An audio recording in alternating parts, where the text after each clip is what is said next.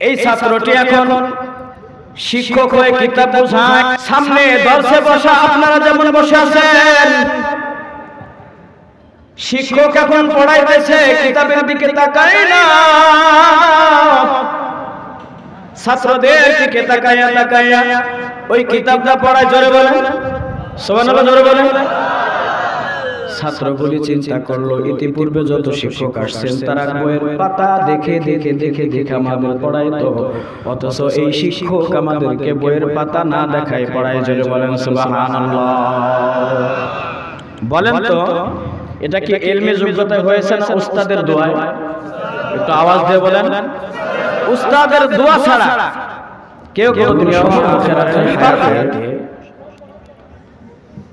সফলতা এবং বিফলতা এর বড় মাধ্যম হলো উস্তাদ। উস্তাদের মাধ্যমে পৃথিবীর হায়াতে অনেক মনীষী আছে যারা বড় হয়েছে। কোন একদিন আমাদের এক উস্তাদ একটা গল্প করেছিলেন। একটা ছাত্র ছিল এতই গভীর, পড়াশোনার পও বুঝতো না, তবে হুজুরের খেদমত করতে ভালো। প্রত্যেকটা শিক্ষকের প্রতি তার শ্রদ্ধাবোধ, ভালোবাসা, মুহাব্বত, তার তাজিম ছাত্রের ভিতরে ছিল। পড়াশোনা তেমন তেমন মেধা তার ভিতরে ছিল না। একের পর এক যখন ক্লাস শেষ হয়ে গেছে, ক্লাস বাই ক্লাস যখন পড়াশোনা শেষ করছে, তো ওই ছাত্র উস্তাদ বলছে যে বাবা, তোমাকে আমি অমুক মাদ্রাসা শিক্ষক নিয়োগ দিলাম, সেখানে যে তুমি তোমার শিক্ষকতার পোস্ট পুরা করবে এবং সেখানে শিক্ষকতা করবে। এই ছাত্রটি গেছেন, এত বড় মাদ্রাসায় গেছেন, যেই মাদ্রাসা ক্লাসের ভিতরে সবথেকে কঠিন একটা কিতাব, কঠিন একটা বই,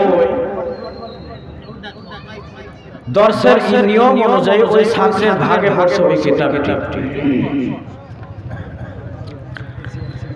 এই ছাত্রটি চিন্তা করলো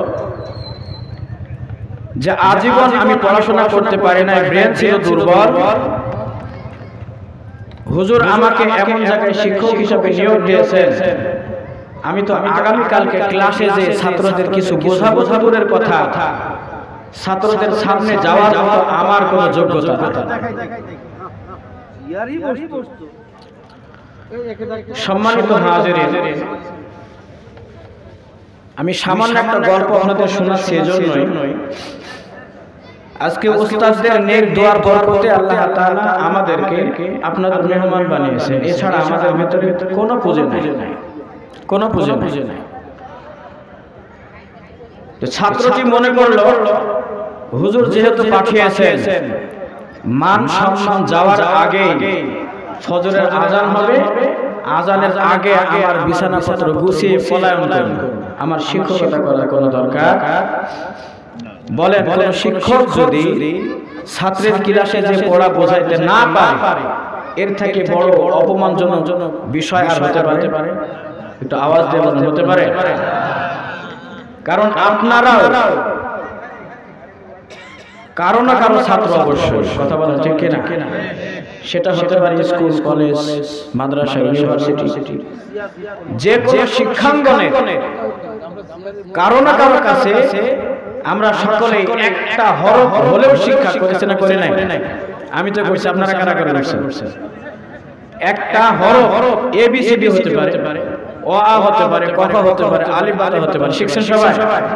আল্লাহ কবুল করেন। বলেন আপনাদের একজন উস্তাদ আছেন।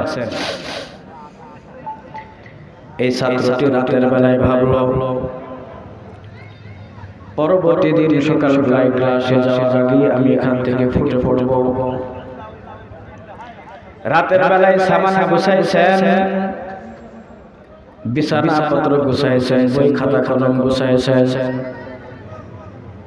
ফজরের আজানের আগ দিয়ে যখন গেটম্যান দরজা খুলে দেবে, আমি আমার সামানা পাতি নিয়ে বের হয়ে যাব। এই চিন্তা ভাবনা নিয়ে রাতের বেলায় সব কিছু গুছাইছেন, এরপরে রওনা দেওয়ার জন্য রেডি। আল্লাহর কি রহম, ফজরের আজান হয়ে গেছে। ওই শিক্ষক আর টের পায় নাই। যখন আজান হয়ে গেছে হঠাৎ করে চক্ষুটা খুলছে, খোলার পরে দেখে সকলেই উঠে ওযু করার জন্য প্রস্তুতি নেয়, নামাজের জন্য প্রস্তুতি। এখন বলেন কোন শিক্ষক ফজরের আজান হয়েছে আর এই সময় বাইরে যাওয়ার চান্স আছে নাকি?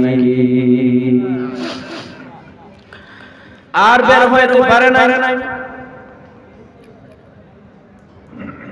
শিক্ষক এবার চিন্তা করলো, বের হতে পারি নাই, ফজরের নামাজ একসাথে আদায় করব। সকলে যখন সালাম ফেরাবে, আমিও সালাম ফেরাইয়া মাদ্রাসার গেট হইতে বের হয়ে চলে যাব। তার কারণ আমার এমন কোনো যোগ্যতা নাই ক্লাসের ছাত্রদের আমি পড়া বোঝাইতে পারি। আমি নিজেও আমার উস্তাদের কাছে একটা কিতাব পড়ছি, আমার খুব ভালো মনে আছে, তাইসিরুল মান্তিক। খুব কঠিন একটা কিতাব, হুজুর আমাদের খুব সহজ করে বোঝাইতে। দর্শের কিছু কিছু কিতাব আছে সকল শিক্ষক পড়াইতে পারে না। এই শিক্ষকটার ভাগে এমন কিতাব পড়েছে, একে তো ছাত্রকালে ভালো পড়তে পারতো না, এখন আবার শিক্ষক হয়ে আসছে এমন একটা কিতাব। এই শিক্ষক এখন চিন্তা করলো ছাত্রের সামনে অপমান হব না, পলায়ন করব, কিন্তু দেখা গেল পরিবেশ এমন হয়েছে বের হতে পারে না। ক্লাসের সময় ক্লাসে যাওয়া লাগছে। একটু জোরে বলেন সুবহানাল্লাহ। এই যে ছাত্রকালে ছিল গবেট, পড়াশোনা পারে না, পড়াশোনা বুঝতো না, ঘটনা চক্রে এমন হয়ে গেল বড় মাদ্রাসার শিক্ষক নিয়োগ হয়ে গেছে, রাতের বেলায় পলায়ন করবে তাও পারে নাই। সকাল বেলায় যখন ক্লাসের টাইম হয়ে গেল, মাদ্রাসার প্রধান প্রিন্সিপাল ডাক দিয়ে বলতেছেন, হুজুর যান, আপনি আপনার ক্লাসে চলে যান। এই যে গবেট ছিল ছাত্র উস্তাদ হয়ে গেছেন, ক্লাসে যাওয়ার পরে কিতাবের পৃষ্ঠাগুলি উল্টাইতেছে আর দেখে প্রত্যেকটা পাতার প্রত্যেকটা লাইন, প্রত্যেকটা অক্ষর তার মুখস্থ। জোরে বলেন সুবহানাল্লাহ। আপনাদের আওয়াজ কি এতটুকু না আছে? আওয়াজ দেন তো।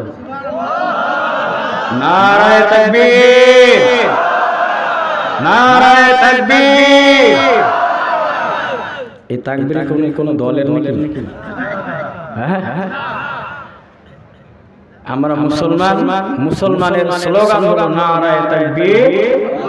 জোরে বলেন নারায়ে তাকবীর। আপনারা সকলে খুশি আছেন? কেউ বেজার নাই তো? আল্লাহ তাআলা সকলকে খুশির সাথে হাসতে হাসতে জান্নাত নসিব করেন, বলেন আমিন। ছাত্রকালে কিছু বুঝতো না, শিক্ষক হয়েছেন, ক্লাসে গেছেন, এখন প্রত্যেকটা পাতার প্রত্যেকটা অক্ষর পর্যন্ত তার মুখস্থ হয়ে গেছে। এই ছাত্রটি এখন শিক্ষক হয়ে কিতাব বোঝায়, সামনে দর্শে বসা আপনারা যেমন বসে আছেন, শিক্ষক এখন পড়াইতেছে, কিতাবের দিকে তাকায় না, ছাত্রদের দিকে তাকায়া তাকায়া ওই কিতাবটা পড়ায়। জোরে বলেন সুবহানাল্লাহ, জোরে বলেন। ছাত্রগুলি চিন্তা করলো, ইতিপূর্বে যত শিক্ষক আসছেন তারা বইয়ের পাতা দেখে দেখে দেখে দেখে আমাদের পড়াইতো, অথচ এই শিক্ষক আমাদেরকে বইয়ের পাতা না দেখায় পড়ায়। জোরে বলেন সুবহানাল্লাহ। বলেন তো এটা কি ইলমে যোগ্যতা হয়েছে না উস্তাদের দোয়া? একটু আওয়াজ দিয়ে বলেন। উস্তাদের দোয়া ছাড়া কেউ কোনোদিন সফল হতে পারে না, পারবে।